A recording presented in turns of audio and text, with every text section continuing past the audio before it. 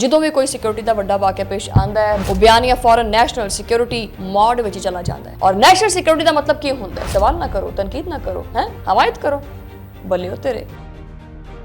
लेकिन हकीकत यह है कि मजबूत रियासत वह होंदी है जो कि आपदी सिक्योरिटी नाकामी नूं ईमानदारी नाल जिहड़ा ना उहदा जायजा लैंदी है। कोई भी नाकामी हुई उहदे कोल ये वाक़या कवर करना मेरे वास्ते जरूरी इस वास्ते सी कि इस चीज़ का भी इल्ज़ाम पाकिस्तान वाल आया। दे विच पाकिस्तान बॉर्डर के करीब एक पुलिस आउटपोस्ट के उत्ते मुसल्ला अफराद ने फायरिंग करके 2 पुलिस एहलकारां नूं हलाक कर दिता। तो जनाबे वाला ये वाकया हालिया दिनों के पेश आया है और भारतीय मीडिया के मुताबिक हमला रात के टाइम हुआ और एक शिद्दत पसंद गिरोह ने जिम्मेदारी भी कबूल कर ली है। इसका दावा किया गया है। तो ये सिक्योरिटी नाकामी है या सिक्योरिटी मॉडल की एक हकीकत है कि पल्ले ये है कुछ नहीं तो सबमरीना लॉन्च करनी है समंदर दे विच इन्हें न्यूक्लियर पावर बनना है इंडिया ने। दिलचस्प गल यह है कि जिवें ये वाकया पेश आया कुछ भारतीय चैनल्स ने बगैर तहकीक दे इशारा देना शुरू कर दिता कि जी ये तो सरहद पार दहशतगर्दी का तसलसल हो सकता है, यानी पहले नतीजा कढ़ लिया बाद च ओदी तफ्तीश की। वाह भाई वाह। बिस्मिल्लाहिर्रहमानिर्रहीम, अस्सलाम वालेकुम नाज़रीन, तुसीं देख रहे हो 360 डिजिटल पंजाबी और मैं हां तुहाडी मेज़बान शुमाइला नियाज़। सो जनाब विलॉग करदे हां शुरू। और भारतीय पंजाब दे जिला गुरदासपुर दे विच पाकिस्तान बॉर्डर दे करीब एक पुलिस आउटपोस्ट दे उत्ते मुसल्ला अफराद ने फायरिंग करके 2 पुलिस एहलकारां नूं हलाक कर दिता। ये वाकया हालिया दिनों के पेश आया और भारतीय मीडिया के मुताबिक हमलावर जिहड़ा हैगा या हमला जिहड़ा हैगा सो जनाबे वाला ये वाकया हालिया दिनों के पेश आया और भारतीय मीडिया के मुताबिक हमला रात के टाइम हुआ और एक शिद्दत पसंद गिरोह ने जिम्मेदारी भी कबूल कर ली है। इसका दावा किया गया है, जबकि भारतीय सिक्योरिटी इदारियां ने इलाके दे विच सर्च ऑपरेशन शुरू कर दिता है। और वाकया चूंकि सरहदी इलाके दे कोले होया मतलब सरहद दे कोले होया इस वास्ते इब्तदाई बयानिए दे विच हसबे रवायत सरहद पार रवाबित का इशारा भी दे दिता गया, वो भी बगैर किसी सबूत के उत्ते ठा करके इल्जाम पाकिस्तान के उत्ते। ठीक है, ये खबर। सब तो पहले सवाल तो आप ये करते हैं कि भारतीय पंजाब जिहड़ा कि बड़ा अपने समझदा कि जिसकी सरहद उत्ते बड़े मजबूत आ और जिथे बॉर्डर सिक्योरिटी फोर्स भी मौजूद है और जिथे मुकामी पुलिस भी हुंदी है, इंटैलीजेंस ग्रिड भी हुंदे है, ठीक है, सीसीटीवी नैटवर्क भी हुंदा है, एक ड्रोन सर्विलेंस भी हुंदी है, सारा कुछ मौजूद हुंदा है। उत्थे एक पुलिस आउटपोस्ट के अंदर 2 एहलकार मारे जाते हैं।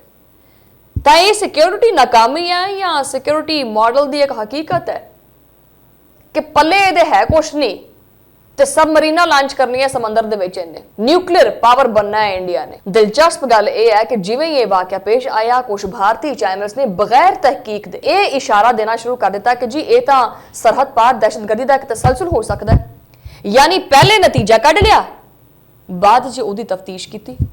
वाह भाई वाह। सवाल यह है कि हर सरहदी वाकये का पहला इल्ज़ाम पाकिस्तान के उत्ते पा देना सिक्योरिटी हिकमत अमली है या तुहाडी पुरानी एक सियासी आदत या एक हटदर्मी है। और ये भी याद रखो कि भारतीय पंजाब पिछले कुछ अरसे तो दाखिली सिक्योरिटी चैलेंजेस का सामना करता पाया और वो किहड़े-किहड़े ने तुहानूं पता ही है। इस तो अलावा होर भी बड़े मसाइल ने उत्थे, मनशियात का नैटवर्क है उत्थे, असला स्मगलिंग है उत्थे, गैंग कल्चर है उत्थे और बाज़ शिद्दत पसंद गिरोहां दी ऑनलाइन सरगर्मियां भी हैगियां ने। लेकिन इन्हां दाखिली मसाइल दे उत्ते खुल के दाखिली मसाइल के उत्ते खुल के गल नहीं होंदी। क्यों बई? क्योंकि बैरूनी दुश्मन का बयानिया ज़्यादा आसान है और सियासी तौर पर फायदा भी ज़्यादा देता है। यानी फायदामंद तो फिर यही बयानिया है ना कि पाकिस्तान के उत्ते इल्ज़ाम ठोक दो। इत्थे एक बुनियादी नुकता समझना बड़ा जरूरी है कि दहशतगर्दी एक संजीदा मसला है। इनू जो ना पॉइंट स्कोरिंग के वास्ते इस्तेमाल करना बड़ा खतरनाक है। अगर वाकई कोई शिद्दत पसंद गिरोह जिम्मेदार हैगा तो इसका मतलब है कि भारत के अंदर सिक्योरिटी इंटैलीजेंस के विच कोई ना कोई ऐसी खला मौजूद हैगी है।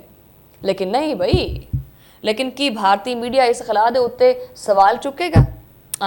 नहीं, या सिर्फ बॉर्डर वाल नूं उंगल कर लेगा। कोई पुरानी कहानी कि ये पाकिस्तान की तरफ से हो गया है, पाकिस्तान ने हमारे बंदे मार दिए हैं आके। इन्हां दी कोई कुड़ी भी घरों भज जाए तो भी कहते कि जी पाकिस्तान कढ़ के लै गया। मतलब हद है ना यार।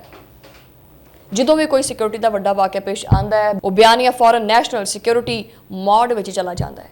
और नैशनल सिक्योरिटी का मतलब की होंदा है? सवाल ना करो, तनकीद ना करो, हैं हमायत करो, ਬੱਲੇ ਉਹ ਤੇਰੇ। लेकिन हकीकत यह है कि मजबूत रियासत वो होंदी है जो कि आपदी सिक्योरिटी नाकामी नूं ईमानदारी नाल जिहड़ा ना उहदा जायज़ा लैंदी है। कोई भी नाकामी हुई उहदे कोले, कोई भी उहदे कोल नाकामी हुई होवे तां उस नाकामी दा जायज़ा लैंदी है। अगर एक पुलिस पोस्ट महफूज नहीं हैगी तां फिर एक आम शहरी महफूज किद्दां हो सकदा है। ये वाक़या कवर करना मेरे वास्ते ज़रूरी इस वास्ते सी कि इस चीज़ का भी इल्ज़ाम पाकिस्तान वाल आया। एक अहम पहलू यही है कि सरहदी इलाकों के कशीदगी का माहौल पहले ही बड़ा हसास होंदा है और किसी के उत्ते भी गैर मुसद्दका इल्ज़ाम लाना ये हालात को मज़ीद ख़राब कर सकता है। ये अपनी ना इस हरकत तो बाज आ जाओ, नहीं तो 2026 जी जलालत होनी है ना 2025 तो भी ज़्यादा होनी है। अगले व्लॉग से मुलाकात होंदी है, उदों लई अल्लाह निगहबान।